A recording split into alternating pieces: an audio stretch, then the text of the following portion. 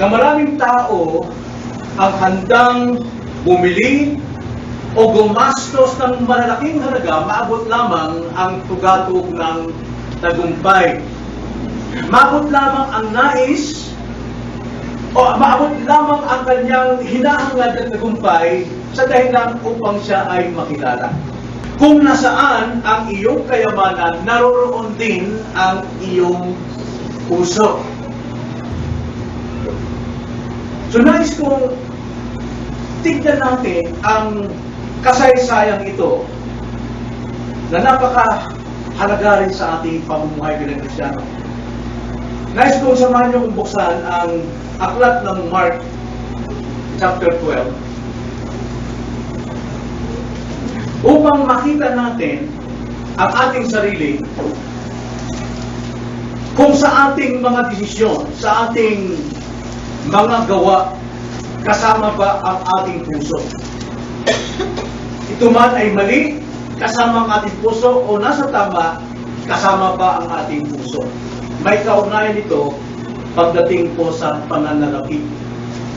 Now, hindi ko nais magturo tungkol sa pananalapi para lumaki ang ating offering. Dahil sa katunayan, inalis natin ang offering sa hapon at hindi tayo nakafocus doon. Pero hindi sa lahat ng pagkakataon na kung ito'y banggitin na tungkol sa pera, sa pera tayo nakafocus, kundi sa ating pagsakripisyo ng ating sarili. Nabasahin natin ang isang kasaysayan na very familiar sa bawat isa, ang verses 41 hanggang 44.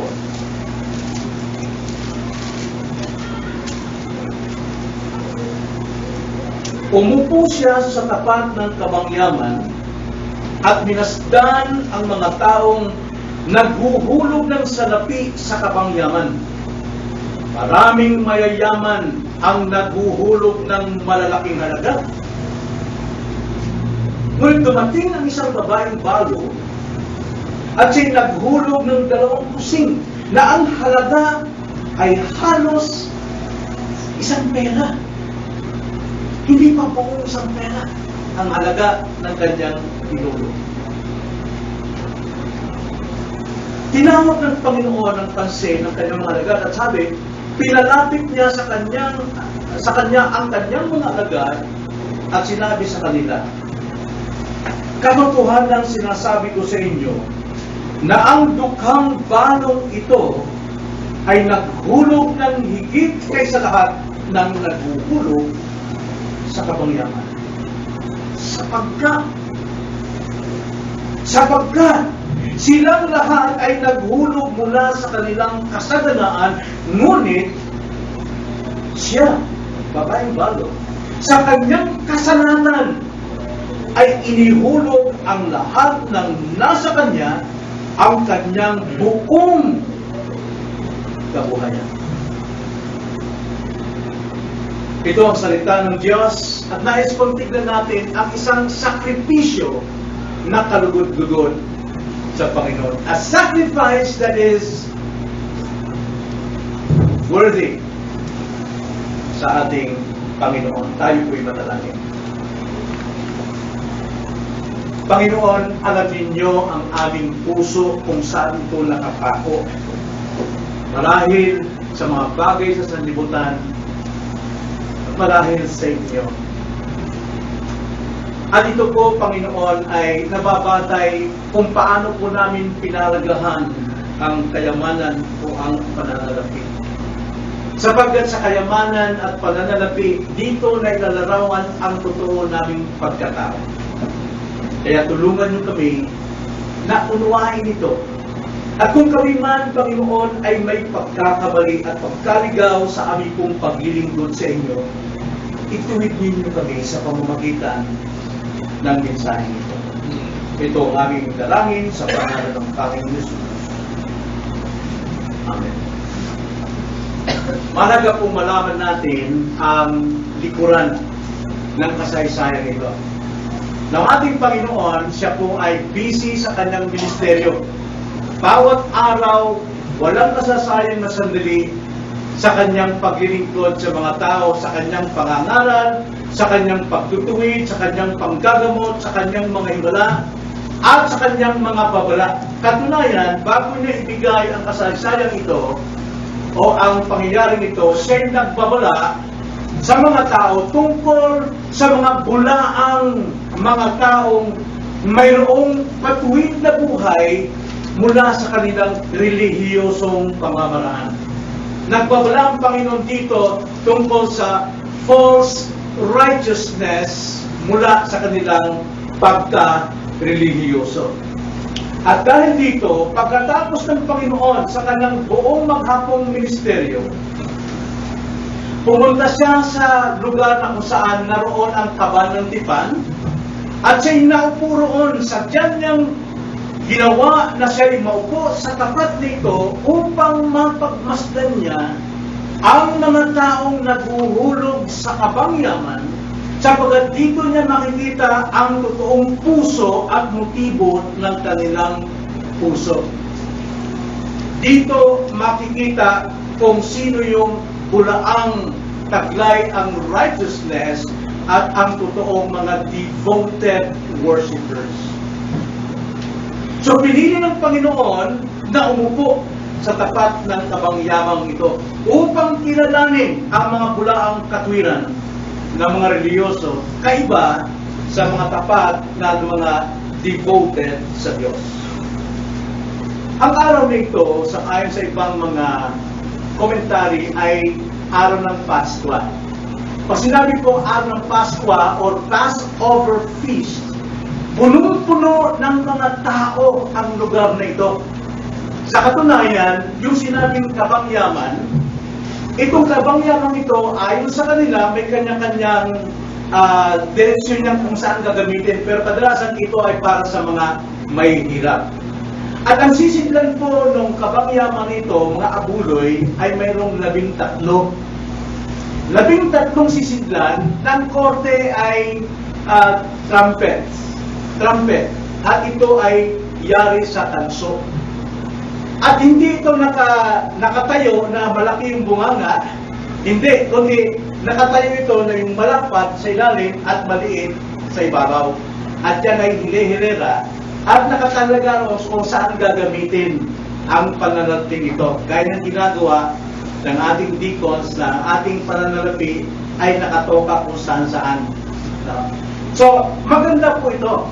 Kaya nga, napakaraming tao po ang nagpupunta rito dahil nais nila mapagmasdan yung mga noblemen, mga mayayaman, mga sikat, kung paano sila nagkabalokto-baloktot sa kanilang pagdadala ng kanilang mga ihuhulog sa kabangyamang ito.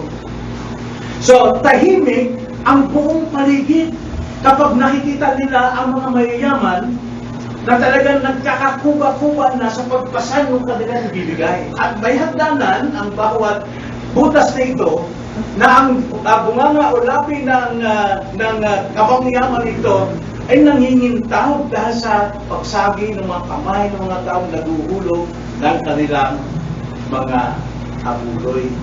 Kaya bawat tao talagang tahimik sila, hindi mahulugang karayom ang dami at napaka-tahimik talaga habang binabasta nila kung sino yung mga tao yun. At pagkatapos kapag ibinuhos na ngayon yung kanilang abulo, yung kanilang bibigay na pera, kitang-kita mo na kumakalansing hanggang sa ilalim. Dinig na dinig. At ang tao na naglagay noon ay para talagang banal na bumababa na mataas ang noo, na tuwang-tuwa sa kanyang sarili, at talagang puring-puri sa kanyang sarili. Ang banal ko, wow! Ang banal-banal ko talaga. Yan ang pinagmamasdan ng Panginoon. Pero habang nagdaragdag o nagbibigay yung mga mayayaman, ayon sa kanilang kasaganaan, dumating yung isang babaeng palo. At ang sinabi dyan, ang babaeng palo, hindi ito mayaman na babaeng palo kadalasan. Ang sabi dyan, siya ay isang pulubi. So makatwid, gusgusin ang kanyang kasuotan, lumang-luma na, hindi makabili ng kanyang bagong-baro. Pero nakita nila, lumalakad din. At ang itong babae ito, hindi siya nagtatawag ng pansin. Ayaw niya mapansin siya ng mga taong nakabasid. Kaya yukong-yuko siya. At nung siya umakyat doon sa bibig noong hulugan ng kabagyaman, ang sabi, 2 lipta. 2 kusing sa atin. Hindi pa ako nakita ng kusing eh. Ang nakakita ko, 1 pera. Ang kusing kasi, kung tawagin yan sa Griego ay lepta, ibig sabihin, parang ostias ang mitis. Yung 2 yun, pag pinagtambal mo yung 2 yun, halos kasing halaga ng 1 pera. Alam mo siguro 1 pera. Wala natin mabibili 1 pera ngayon. Ginagawa lang natin pangkalso yung pagka nagpako tayo sa dingding.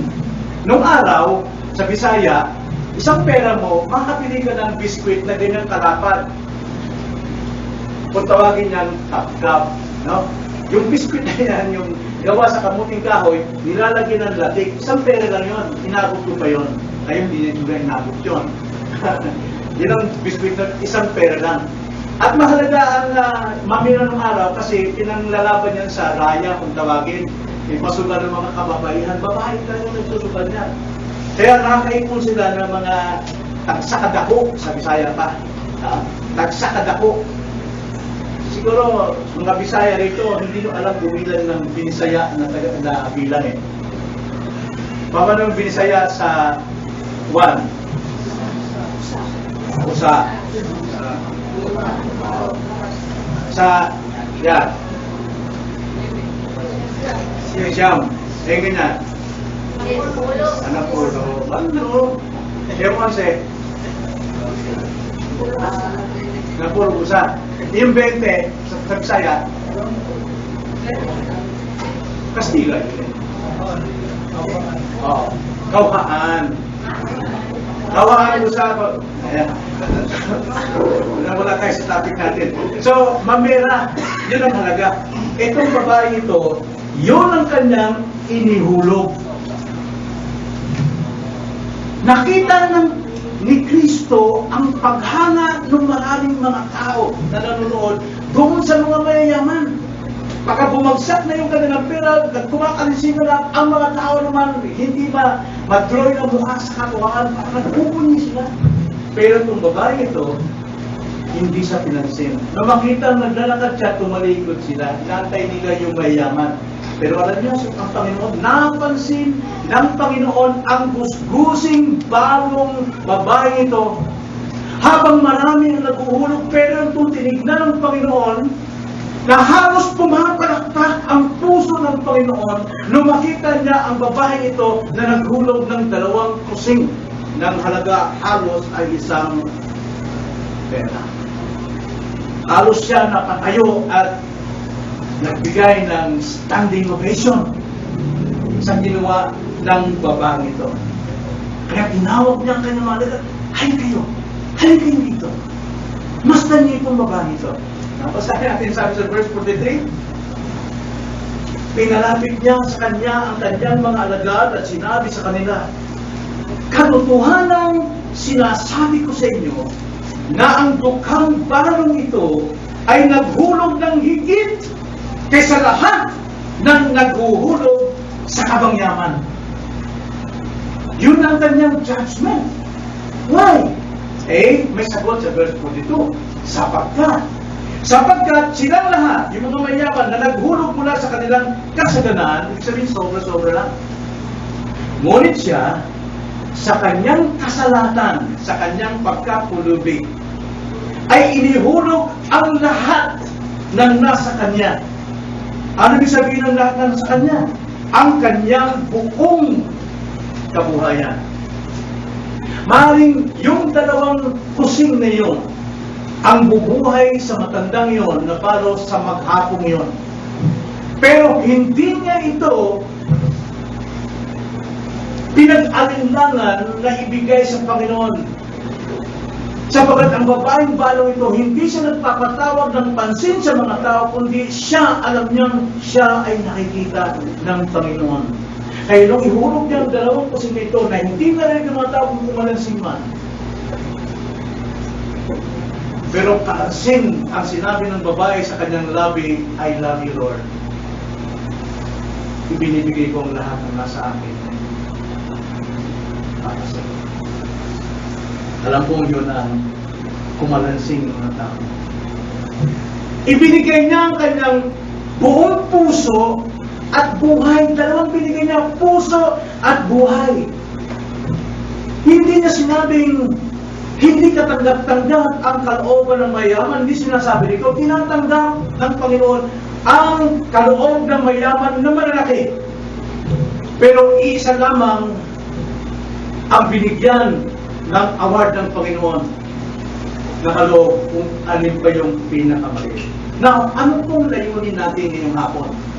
Ang layunin po natin, tayo'y hamunin na malaki man o maliit ang ating kaloob at paglilingkod, hangarin natin na ang ating ginagawa ay kinarunugdan ng Diyos. Kaya ng umaga, napakaganda po mga mensahe. Kung ating natanggap ito, alam mo magagawa natin kalugdan ng Diyos sa ating paglilingkod at maging sa ating pagbibigay. Now, paano? Paano natin mabibigyan ng lugod ang Panginoon sa ating gamunting kaloob at sa ating gamunting paglilingkod? Dalawang bagay po makikita natin dito. Dalawang bagay po ang dapat nating tignan dito. Tignan natin na sa ating pagkakaloob at paglilingkod, ito'y buhat sa tamang puso at tamang kilos o motibo ng ating buhay. Bakit po? Dalawa nga po reason. Una, dahil ang pagkakaloob at paglilingkod natin kay Jesus, unang-una, ito'y minamasdan ng Panginoon. Ito'y minamasdan ng Panginoon. Basahin natin uli ang ating text. Verse 41 and 42. Umupo siya sa tapat ng kabangyaman at minasdan ang mga taong naguhulog ng salapi sa kabangyaman. Maraming mayayaman ang naghuhulog ng malalaking halaga. Ang sabi niya, marami. Pero, ang sabi po sa verse 44, sila lahat ay naghuhulog mula sa kanilang kasaganaan. Wala pong kirote, walang hapdi, walang sakripisyo ang kanilang pagkakaloob at paglilingkod dahil very convenient sa buhay nila na sila'y makapagkaloob ng kanilang kakayanan, higit pa sa kanilang mga kayanan. Walang sakripisyo. Yan ang sinabi ng Panginoon. Nakamasid ang Panginoon. No, ito po yung mga salitang nakamasid. Hindi lamang dito nakikita. Tingnan natin ang ilang mga talata na maaaring makapagbibigay sa atin ng idea kung gaano kahalaga ang ating gawang pagbibigay at paglilingkod sa Diyos na mamasdan ng Panginoon. Tingnan niyo lamang sa Revelation chapter 2 verse 23. Ang sabi sa Revelation 2:23, papatayin ko ng salot ang kanyang mga anak at malalaman ng lahat ng mga iglesia na ako ang sumisiyasat, naroon ko yung salita, sumisiyasat ng mga pag-iisip at ng mga puso. At bibigyan ko ang bawat isa sa inyo ng ayon sa inyong mga gawa. Ang sabi ko dyan, sinisiyasat ng Panginoon, minamasdan niya ang laman ng ating mga puso, maging ating isipan, at ang ating pong tatanggapin ay batay sa laman ng ating isip at ng puso. Then Job 31 verse 4. Ang sabi sa Job 31 verse 4, hindi ba niya nakikita ang aking mga lakad? At binibilang ang lahat ng aking mga hakbang? Hindi ba nakikita ng Diyos ang aking lakad at binibilang ang lahat ng aking mga hakbang? Meaning to say, pinahalagahan ang bawat kilos ng tao sa paningin ng Diyos. Kaya nga sabi sa Hebrews chapter 4 verse 12 and 13. Sa verse 12, context nito ay tungkol sa salita ng Panginoon gaano ka-sharp. Pero pagdating sa verse 13, yung salita ng Panginoon ay inumbas sa katangian ng Diyos. pareho ng katangian. Nasabi sa 12, sapagkat ang salita ng Diyos ay buhay, mabisa, at higit na matalas kaysa alimang tabak na may 2 talim. At tumatagos hanggang sa pinaghihiwalayan ng kaluluwa at espiritu, ng mga kasukasuan at ng utak sa buto, at may kakayahang kumilala ng mga pag-iisip at mga hangarin ng puso. Ganyan po ang mensahe na narinig natin. Dahil, ang sabi sa verse 13, ano pong sabi sa verse 13? Sapagkat, yes, saglit lang, medyo nawala ko. Kala ko yung Bisaya. Hebrews 4, verse 13. Tumutukoy na ito sa Diyos. Ang sabi, at walang nilalang na nakukubli sa harapan niya. Kung sa salita ng Diyos ay walang makakakubli, di lalo na sa Diyos. Kundi ang lahat ng mga bagay ay hubad at hayag sa mga mata niya na ating pagsusulitan. Kanya nga po, sa pagmamasid po ng Panginoon dito sa mga taong naghahandog, alam niya kung sino yung mga hypocrites at ang mga faithful, ang mga loyal. So, tingnan natin yung alam ng Panginoon dito sa pangyayari ito. Mayroon siyang alam na dalawa. Una, may alam ng Panginoon tungkol sa babaeng balong. Alam ng Panginoon na ang ibinigay ng balong ito ay ang kanyang buong kabubuhay. Buong ikabubuhay. Mas pinalagan niya na maluwalhati ang Diyos, hindi baling magkalam ang kanyang sikmura. Sacrifice. Damang-dama ng balong ito ang kanyang ipinagkaloob sa Diyos. At ikalawa, alam din ng Panginoon na may galak ang balong ito sa kanyang pagkakaloob. Parang sinabi niya, mahal kita, Lord. Ibinibigay ko sa iyo ang pinagkaloob mo sa akin.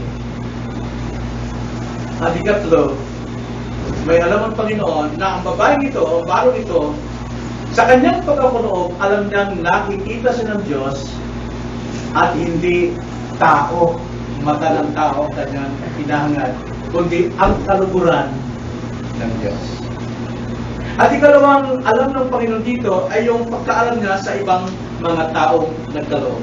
Una, ang mga taong ito, alam ng Panginoon, na ibinibigay nila kanilang yaman, sobra sa kanilang yaman. Madali pong magkaloob kahit anong laki ng halaga, kung hindi mo naman kailangan, sobra lang. Yung po ang nakikita ng Panginoon niya. Pero, tanda natin, hindi tinanggihan ng Panginoon ang kaloob nitong mayaman. Tinanggap ito. Dahil yun ay makakatulong sa pangangailangan ng mga taong naghihintay sa kabangyaman. Kaso nga lang, yung kanilang pagkakaloob, mayroong purot ng masamang motibo. Ano masamang motibo? Makilala. Mabanto. Ginamit nilang kayamanan para sila'y mabantog. Kaya kanilang puso ay nasa kayamanan. Kaya nang sinabi sa Matthew 6:12. Pinapakita rito, mga kapatid. Hindi porke mahirap ka, hindi porke kulang ka sa pananalapi, hindi porke pamasahe lang o anuman ang nasa iyo, hindi ka na magkakaloob. Sinisiyasat ng Panginoon ang ating puso. Hindi niya pinapansin yung laki at liit, kundi ang tinitignan ng Panginoon, ikaw ba ay nagmamahal sa Panginoon?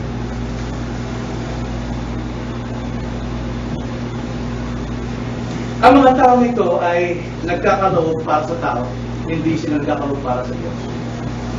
Nagkakaloob sila para sa kanilang sariling kabanalan, para makilala. Din yung dalawa, mga kapatid. Tsakin natin sa ating pagkakaloob at paglilingkod, nagbibuhan sa tamang puso, tamang gawa, sapagkat ang ating pagkakaloob at paglilingkod ay binibilang ng Panginoon.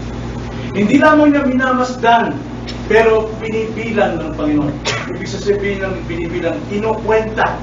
Sa ibang salin, kinukwenta ay pinahahalagahan ang ating pagkakaloob at pagbibigay. Sinusukat ng Panginoon ang ating giving and serving. Gaya sinabi ko sa inyo, hindi lang pera ito, kundi giving ng ating sarili sa paglilingkod natin sa Diyos.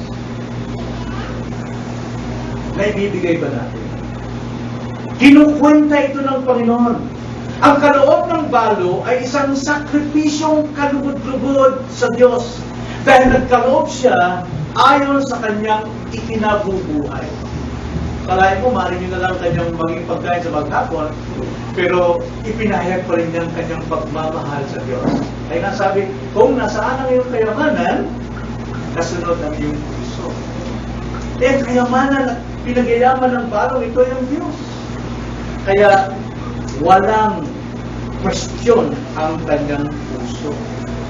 Talagang sumunod lang sa Diyos. Subalit ang kaloob ng mayaman, hindi naging kalugod-lugod, pero tinanggap naman. Hindi kalugod-lugod dahil nagkaloob sila ng mga sobra lamang sa kanilang tinatanggap. Natandaan natin ikalawa, kinukwenta ng Panginoon ang ating paglilingkod. Kaya na sa ating pag-aaral, may ugnayan sa paglilingkod. Bakit kayo naglilingkod? Mahal ba natin ang Diyos? Bakit kayo naglilingkod? Para makilala? Para makita? Eh dapat ang motivation natin is love. Kaya kaiba po yung divine accounting kaysa sa human accounting. Sa divine accounting, ang tinitignan na yung ating puso at motibo. Pero sa human accounting, tinitignan yung dami ng kinikwentang pera. Magkaiba po ito. Dahil ang Diyos ay nakatingin sa puso.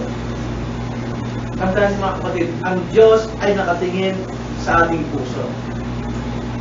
Dahil kung ating puso sunod-sunuran sa ating kayamanan, wala sa Diyos ang ating puso. Di ba sinabi sa 1 Samuel chapter 16 verse 7 tungkol doon sa paghirang kay David? At ang sabi nitong si Samuel, sa tingin niya sa mga kapatid ni David, magtao, guwapo, mahabang mabok, makisig, magdirigma. Sa kanyang tingin, sabi niya, eto na ang pinili ng Diyos. Pero sabi ng Panginoon sa kanya, ang mga tao ay nakatingin sa panlabas, pero ako nakatingin sa puso. Hindi yan ang aking tingin. Puso ang tinitignan ng Diyos. Ang tao tumitingin sa sukat at sa uri ng kaloob. Kaya marami po ang hindi makapaglingkod, hindi makatiis, dahil hindi po mula sa puso. Walang sakripisyo. Walang sakripisyo. Nabagamat hindi kailangan ng Panginoon ng ating pera, dahil ang Diyos ay pinakamayaman sa lahat.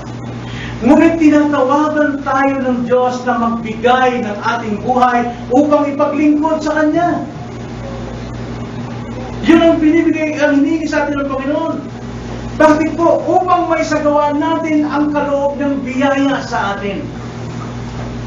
Yun ang nais ng Panginoon na tayo pinagkalooban ng biyaya, niligtas sa biyaya, at ang biyaya nito ay dapat makita ng Diyos na ginagawa at tinatrabaho natin upang maranasan natin ang kasarapan ng paglilingkod na may sakripisyo dahil sa biyaya.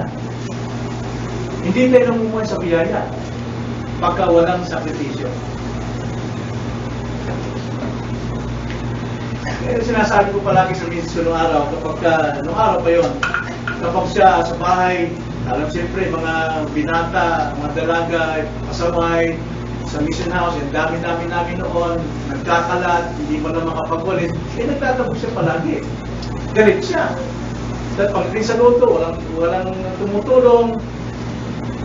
Nasabi ko sa kanya, mga, alam mo, hindi ka talaga magkakaroon ng kapayapaan hanggang hindi ka namuhay sa biyaya. Namumuhay ka sa laman. Nakikita mong problema itong mga kasama natin. Pero kung namumuhay ka sa biyaya, matatanggap mo yan bilang paglilingkod sa ating Diyos.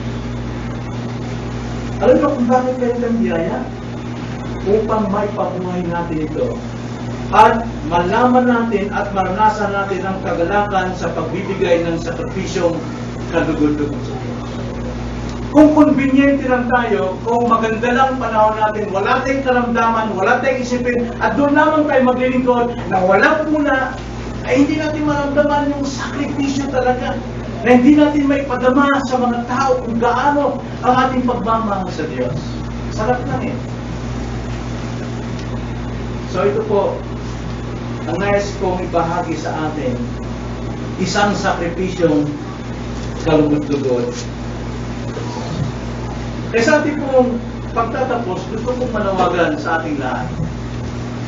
Bilang inyong pastor, nananawagan ko sa isa't isa. Isang taon tayo nag-celebrate ang ating anniversary. Ang tanong natin, kumusta yung isang taong lumipas sa atin? Yung pa rin ba ang uulitin natin? Yung pa rin ba ang taon na ating ibabalik yung ating mga ugali? Yung pa rin ba ang taon na ibabalik natin ang ating reklamo? Yung pa rin ba ang ugali ang may babalik natin itong bagong taon ito sa isang convenienting paglilingkod? Gusto lang natin ng masarap. Sana po, isang hamon to sa atin. Gawin natin una na maging kaaliwang makita tayo ng Diyos sa ating pagkakaloob at paglilingkod. Maging kaaliwan natin, na alam natin pag tayo nagsakripisyo sa ating paglilingkod, maging sa ating pagkakaloob ng ating time, pagkakaloob ng ating panahon, ng ating katawan, ng ating sarili, sa lahat ng gawain ng ating iglesia, ay alam natin nakikita tayo ng Diyos, yun ang dapat nating gawing kaaliwan. Noong araw, ng Pentecostal pa tayo, itong usapan palagi ng mga lalaki kapag umakit kami sa bundok noon, sa Bisaya, matigas dito sa probinsya, ay dito sa Maynila, nagpupunta sa mga squatter para mag-Bible study. Halos lahat ng mga lalaki noon, mayroon kanyang Bible study. Ang usap-usapan, alam mo, nakikita ng Panginoon ito, no? Na tayo ay talagang sumusuong sa mga iba-ibang lugar ng squatter. Meron din kami sa probinsya, bakit kami din pa sa TV sa bundok kapulisan? Pagkain doon sa mga tingin na nagdala sa maling balita sa kaluwasan, nakikita ito ng Diyos. Alam mo, ang sarap mo kahit ilang 15 kilometers paakyat na wala man lang patag na kaunti. Pakampagan ng dibdib mo, pagkabo ng hininga. Ang sarap po dahil mayroong sacrifice. Mayroong sakripisyo. At dahil sa iyong sakripisyo, naalip na dahil ito yung nakikita ng Diyos sa atin. At ito rin ang alin ni David sa kanyang buhay. Psalms 139 verse 3, ang sabi ni David, iyong sinisiyasat ang aking landas at ang paghiga ko at ang lahat ng mga lakad ay nalalaman mo. Itong kaaliwan ni David kahit saan siya magpunta, makipagdigmaman o ano man ang kanyang gawin sa kaharian, alam niya nakikita siya ng Panginoon, kaya kanyang ginagawa kahit mahirap o kahit imposible ay nagagawa niya bilang sakripisyo. Kaaliwan ni David. Kaaliwan din ni Hagar. Kung kilala natin si Hagar sa Genesis 16:13, nang sabi ni Hagar, kaya't kanyang pinangalanan ang Panginoon na nagsasalita sa kanya, ikaw ay Diyos na nakakakita. Sapagkat sinabi niya, talaga bang nakita ko ang Diyos at nanatiling buhay pagkatapos na makita siya? Kaaliwan din ni Hagar, na alam niyang siya ay nakikita ng Diyos sa kanyang ginagawa. Alam natin context dito, siya pinalayas. Pero kaaliwan niya na siya nakikita ng Diyos. At ganoon din sa atin. Naway ito ang ating maging kaaliwan. Mahirap man, mabigat man, mga kapatid. Minsan doon tayo nagiging kampante dahil wala tayong ginagawa. Alam niyo, kahapon, aminin ko sa inyo, dati hindi ako gaano nagsasaliksik ng banal na kasulatan tungkol sa pangangatwiran na ipagtanggol, ay hindi naman kaya pagtanggol, hindi payag ang katotohanan ng Biblia.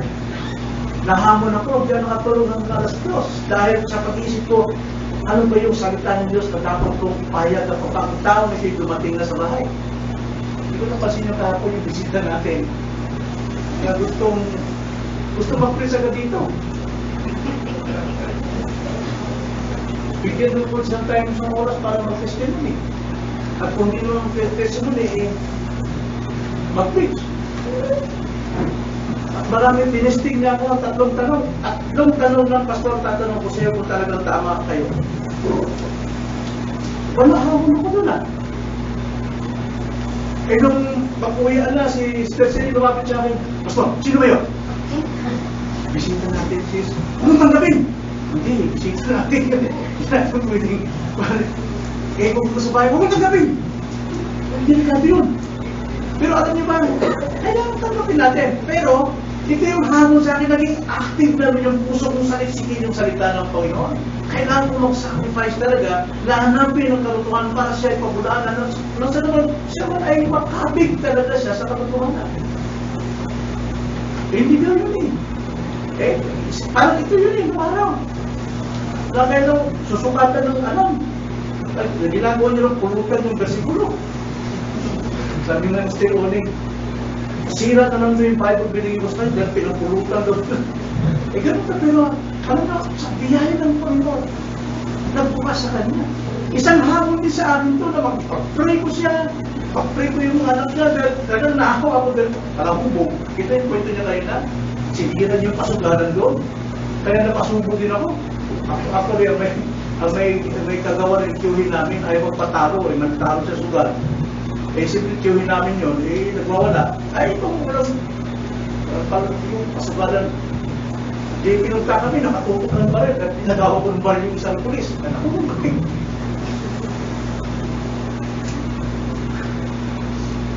Kailangan may sakripisyo tayo sa ating paglilingkod. Tulad ng namin yung pasultibigay na eh, kung pala hamon. Sakripisyo. Gawin natin hamon. Sana'y maging kaaliwan sa atin na ano man ang ginagawa natin may sakripisyo, nakikita ito ng Diyos. Minamasdan ito ng Panginoon. Hindi limot ang Diyos dito sa ating mabubuting ito. Sinabi mo sa Hebrews chapter 6 verse 10 na lahat ng ating ginagawa alam-alam sa kanyang pangalan, hindi yan nakakalimutan ng Diyos. Hindi yan pinapaliwala ng Panginoon. Kaya, pangalawa, magbigay tayo at maglingkod na parang magsusulit tayo sa Diyos sa lahat ng ating ginagawa. Nakikita ba tayo ng Panginoon na yung sobrang time lang natin, pagka maganda lang ang panahon natin, walang problema sa bahay, doon lang tayo maglilingkod sa Diyos? O nakikita ba tayong tulad sa balo na halos hindi may taas ang noon nakayok-kayok dahil sa taglay niyang sakripisyong ipakakaloob sa Diyos? Saan? Alam nyo, tayong lahat, gaya ng narinig natin kanina, lahat ng pag-aaral natin, hindi sa atin yan, pahinang lang yan. Tayo'y taga-kamasiwa lamang, steward lang tayo sa lahat ng pagpapala. Even your very own life is not yours. Even your very breath, ang hininga mo, hindi sa iyo. Katiwala ka lang yan. Lahat tayo'y taga-pangasiwa lamang sa lahat ng ating mga bagay na tinataglay na ipinagkatiwala ng Diyos sa atin. Paano natin ito pinangangasiwaan? Ipinaglilingkod ba natin o para sa ating kasarapan lamang? Sabi nga sa Matthew 24:25 verse 14 hanggang 30, mahaba ito. Ito sabi, sapagkat tulad ng isang tao na maglalakbay, tinawag niya ang kanyang sariling mga alipin at ipinagkatiwala sa kanilang kanyang mga aririan. Ang isa ay binigyan niya ng 5 talento, ang isa ay 2, ang isa ay 1. Sa bawat isa ay ayon sa kanyang kakayahan, pagkatapos ay humayo na siya sa paglalakbay. Ganun po, ang tumanggap ng 5, tumanggap ng 2, kanya ito tinulungan. Huwag kayong tumulat. Nung tumanggap ng isa, na tinago niya ito. Dapat nating isakripisyo sapagkat tayo tagapangasiwa lamang ng lahat ng ating tinataglay. Anak natin sa Diyos yan. Bahay natin sa Diyos yan. Asawa natin sa Diyos yan. Buhay natin sa Diyos yan. Kalusugan natin sa Diyos yan. Lahat! Ang tanging taglay lang natin ay ang ating kasalanan. Pero tinubos pa rin tayo ng Panginoon sa ating kasalanan. Kaya magkaloob tayo at maglingkod na iniisip nating mananagot tayo sa Panginoon. Mananagot tayo sa Panginoon. Yan ang isang good steward. Nagdarating yung amo ko, kailangan ayusin ko yung trabaho ko. Makugustuhan kailangan amo ko yung ginagawa ko ito. Yung kanyang negosyo, pinalago ko, matutuwa ba ang Panginoon dito? Dapat yun ang isipin natin. Dapat tayong mag-isip ng gano'n. Ephesians 6, verse 6 hanggang 8, ganito ang sabi. Hindi ang paglilingkod sa paningin na gaya ng pagbibigay dugot sa mga tao, kundi gaya ng mga alipin ni Kristo na ginagawa ang kalooban ng Diyos mula sa puso. Naglilingkod na may mabuting kalooban na gaya ng paglilingkod sa Panginoon at hindi sa mga tao. Even our jobs, ang ating trabaho, hindi pa rin sa atin yan. Ang ating pinag-aralan, hindi pa rin sa atin yan. Bagamat natanggap natin yan dahil sa ating pagganap ng responsibilidad. Tayo'y katiwala lamang. Kaya maging sa ating trabaho, maglingkod tayo ng Panginoon ng ating pinaglilingkuran. Na tayo'y mananagot sa Kanya. Dahil kung tayo nagtatrabaho para sa ating sarili lang, ay hindi yan ang sinasabi ng mga kasulatan. Ipaglingkod natin ang ating kakayanan na sa Panginoon tayo naglilingkod at tayong haharap at tayo ay mananagot sa ating pangangasiwa. Kaya dapat lang gumawa tayo ng paghahanda sa ating giving and serving. Not just money, kundi giving ng ating time, giving ng ating panahon, giving ng ating pamilya, giving ng lahat. Maghanda tayo para sa gawain ito. Mag-inventaryo tayo. Ating i-inventaryo ang mga supply natin at mga needs ng ating pamilya at needs ng iba. Dahil tayo po ay kumikita hindi lang sa pansarili, kundi para din po sa iba. Ito ba'y kalugod-lugod sa Diyos? Nagsasakripisyo ba tayo? Tayo'y malakas gumasto sa ating pansariling kasiyahan at kaluguran. Mabot lamang natin ang tugatog ng tagumpay. Pero hindi na malawang nagsasakripisyo tayo.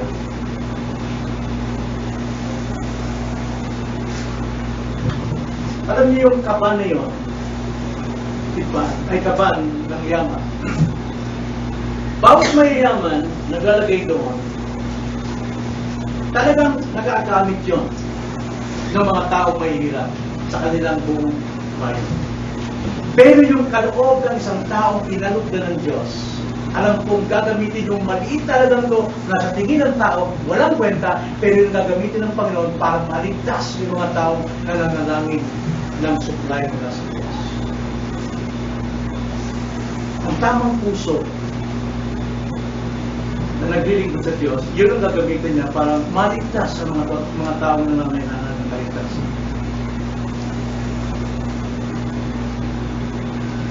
Hindi ko paliwala ang ating pagkaroon.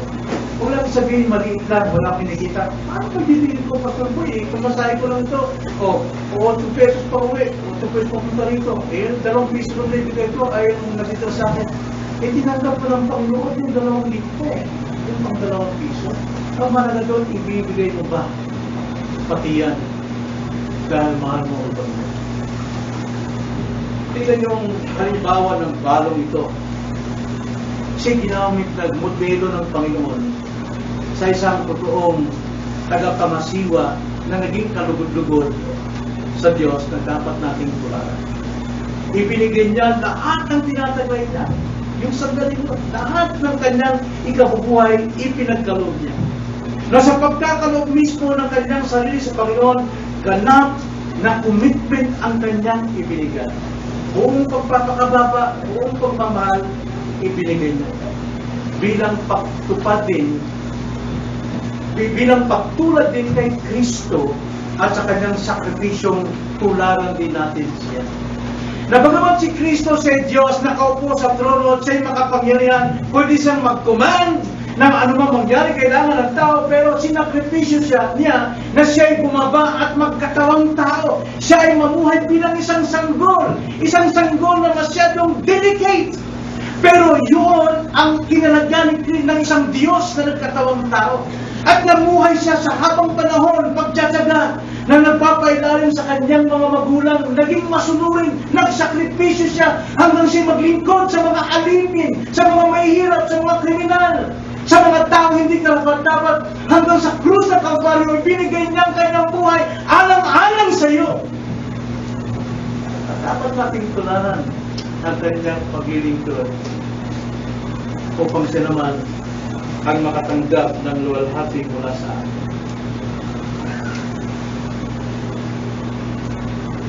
Huwag kang magdamot, kapatid, sa Panginoon. Ay, hindi lang pera ito sinasabi natin. Kundi yung time mo, yung presence mo, yung willingness mo na tumulong sa gawain ng Panginoon, yung pagtulong mo sa mga kapatid na nangangailangan, yung pagtanaw ng kanilang needs. Huwag kang magdamot. Huwag kang magdamot. Alam nyo, maniwala kayo doon sa sowing and reaping. Sowing and reaping. Pag mayroon kang itinanim, asahan mo. Ilang taon man ang lumipas, pero mayroon kang hanin.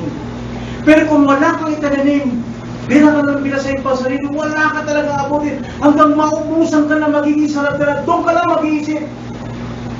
Sana nagbigay ako nun, sana tumulong ako nun. Ngayon, ikaw ang tutulungan. Huwag natin baliwalain ang sinabi sa Galatians 6.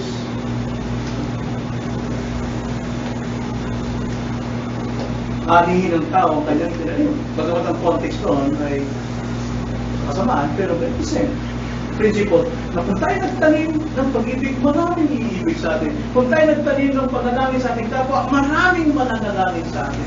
Kung tayo magtanim ng kahabagan sa ating kapwa, maraming mahabag. Pero kung tayo nagtatanim ng kainisan, maraming maiinis sa iyo. Siksik, hindi na tumabaw pa.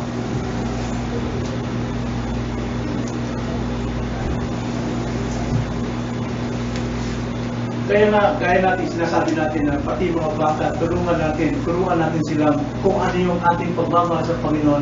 Makita nilang tayo din ay nagtuturo sa kanila. Pagmamahal sa Panginoon, naglilingkod tayo, nagbibigay tayo. Kaya natin mga bata ito na magbigay din sila para magbawasan ng kasakiman. Tayo dahil sa atin. Kaya tayo mga kasalanan.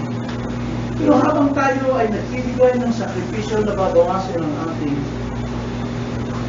kasakiman. So, huwag tayo magdamot sa Panginoon. Ibigay natin lahat sa Kanya at alam. Ano man ang katayuan mo sa buhay, mayaman ka man, naghirap ka man, umahilig ka man sa pagtulong talaga. Alam nyo, sa contest dito, templo ito eh. Unahin nyo ang inyong tahanan, ang inyong iglesia. Charity begins at home. Galante tayo sa iba. Bukas tayo sa ating mga kaibigan, sa mga barkada, sa mga... Pero sa bahay, wala. Unahin natin ang ating tahanan. Bilang Kristiyano, unahin natin ang ating iglesia. Alam niyo, kung wala po yung mga generous hand sa iglesia nito, eh matagal na po itong nawala. Kasi paano tayo makapanatili rito kung walang mga generous ng mga panatili? Ang pag-ibig ay nagsisimula sa sambayan. Tanda natin, ang kakayanan at kaloob ng bagong ito ay higit na ginamit ng Diyos sa ikalalago at katitibay ng mga taong nananalangin at humihingi ng tulong sa Diyos.